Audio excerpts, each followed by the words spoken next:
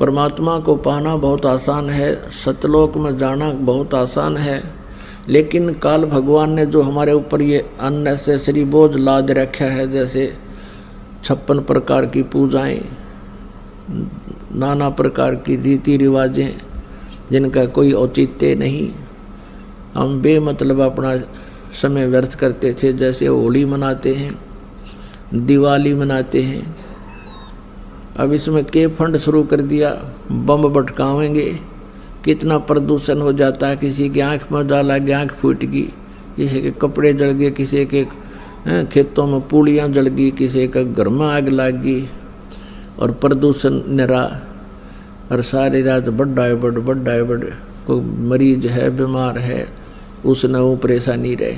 ये कोई खुशी का तरीका है? और फिर उद्देश्य क्या?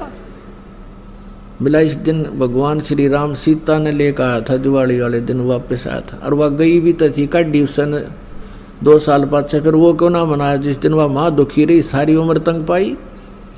इस एक दिन के दिवाली वाले दिन ने के दे दिया सीता जी को, आजीवन भटकती रही, एक जंगल में टाइम पास किया, 2 बच्चों को लेकर के रहती थी।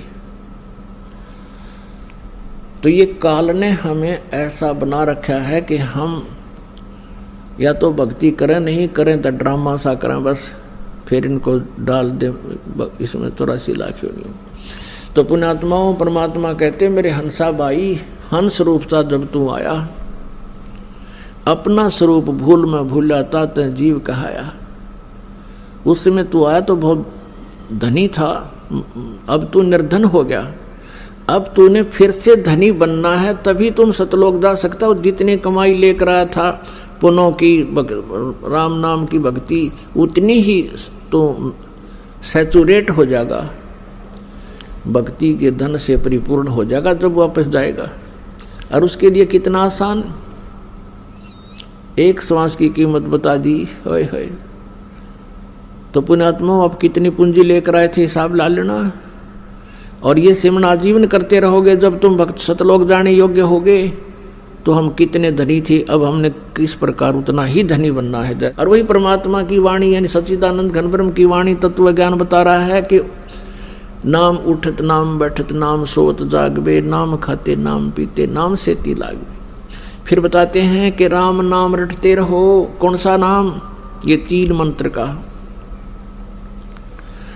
राम नाम रटते रहो जब तक घट में प्राण, यानी आखिरी सांस तक। कभू तो दीन दयाल के बिनक पड़ेगी कान।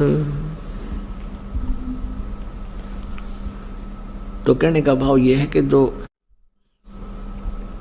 गीता ज्ञान दाता कहता है कि मेरा एक ओम मंत्र है, नथिंग एल्स, इसके अतिरिक्त और कोई मंत्र जाप करने का नहीं है। जो तुम और करते हो ओम नमः शिवाय ऐसे ऐसे अपने आप बना रहे हो, विष्णु जी का सरनामा, ये कोई मंत्र नहीं है जाप करने के। हरे कृष्ण हरे राम राधे श्याम सीताराम राम राम, ये मंत्र नहीं है। जब हम गीता जी को एक सत्शास्त्र मानते हैं तो उसका अनुसरण भी करना चाहिए हमने, अन्यथा हम शास्त्र विधि त्याग का मनमाना आचरण कर रहे हैं। तो हम ऐसे गलती करते रहे, हमें पता ही नहीं था, इसका विकल्प नहीं था। अब विकल्प है हमारे पास, परमात्मा ने बता दिया। अपनी पूंजी को व्यर्थ नहीं करना, किसी को आशीर्वाद नहीं देना, नहीं तो आप की पूंजी खत्म हो जाएगी। आपको आपने किसी के हाथ पे सिर पे हाथ रख भी नहीं रखना, आपकी पूंजी जाए। पहले तो आप भी खाली थे और अगला भी खाली था, अब खाली बर्तन एक दूसरे को करें जाओ न, उसमें क्या आना जाना था, कुछ भी नहीं था। तो पहले तो आप किससे ना आशीर्वाद दो थे, ना अगले का कुछ लाभ होना, ना आपका हानि होनी थी, वो तो न्यों का न्यों थे, पैरेलल थे, अब तो दोनों खाली। तो अब आपने अपने टायर में, अपने पहिए में हवा भरनी शुरू कर दी, पंप दे दिया आपको दास ने। अब आप हवा भर रहे हो पंप से, और आपने अपने दूसरे मित्र की गाड़ी में अपने टायर से पाइप ला के उसका टायर में डाल दिया, ना वो चालन दोगा रहा ना आप कर रहा, यानी आप भी खाली कर लिया पहिया। तो उसका प्रोसीजर ये है कि आप जी उसको भी पंप ही दिलवाओ कि इससे अपना हाथ से अपने प्रयत्न करके आप भी अपना भक्ति की ये जो हवा भरो, सिमरन करो। तो ऐसे आप जिन्हें अपनी भक्ति को बचा के रखना। जैसे माता गर्भ को रखे यतन बनाए, ठेस लगे तो छन होवे तेरी ऐसे भक्ति जावे। जैसे किसी बहन को, माता को गर्भ रहा हो,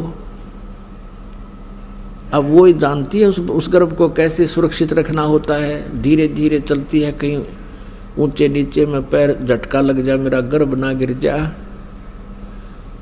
रात के समय भी, सोते समय, करवट बदलते समय भी उधड़ के पड़ती है, कहीं बच्चे पर दाब ना आएगी हो।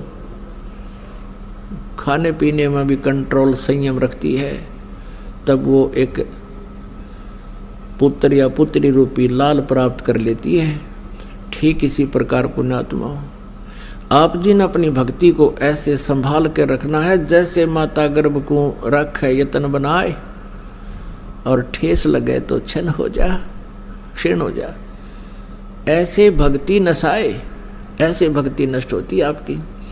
तो आप जी ने मर्यादा में रहना है, मर्यादा को तोड़ना नहीं है। इस प्रकार हम परमात्मा पाएंगे और सतलोक चले जाएंगे।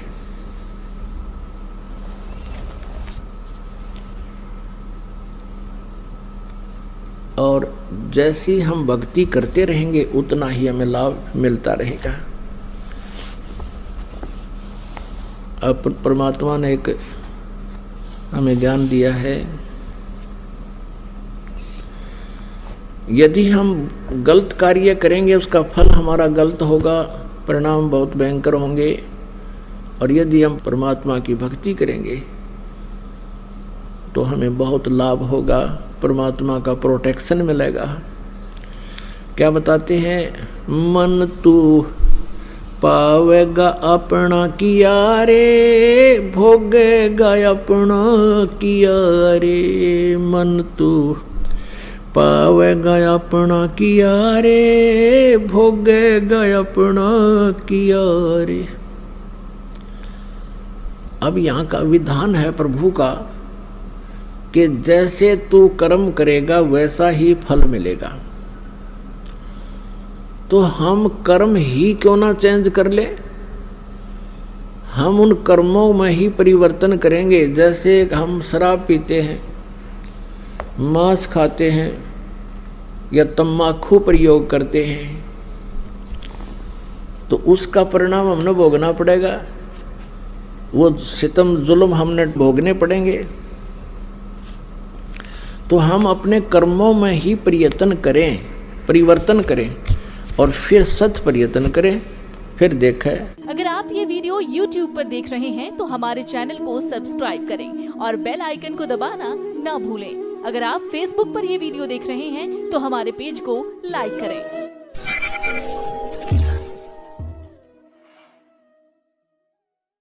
आज कोई ना कोई बहाना काल कर देगा सत्संग से उठने का, आलस कर देगा, कोई काम अड़ा देगा, या वैसे आत्मा किसी पाप के कारण रोगी हो जाती है तो अरुचि बन जाती है सत्संग सुनने में या सुमरण करने में। दान की इच्छा समाप्त होती चली जाती है, सेवा में रुचि नहीं रहती। तो उस समय के लिए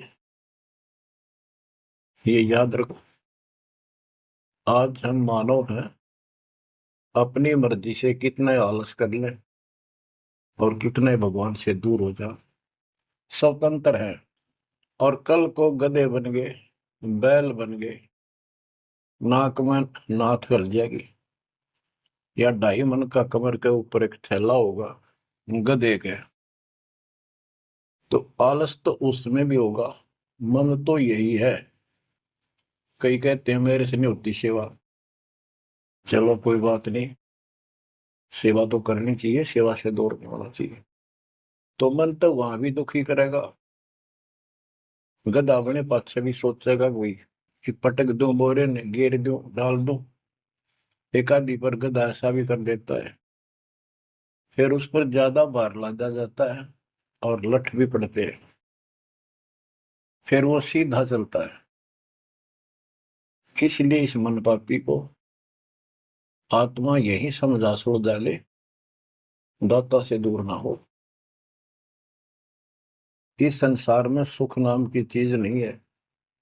यदि सुख होगा, या जो नकली सुख भी अगर चाहिए तुम्हें यहाँ का, तो इस दाता के चरणों में मिलेगा, रहोगे तो मिलेगा। इससे दूर होकर कुछ दिन जब ये समय आप भक्ति कर चुके हो,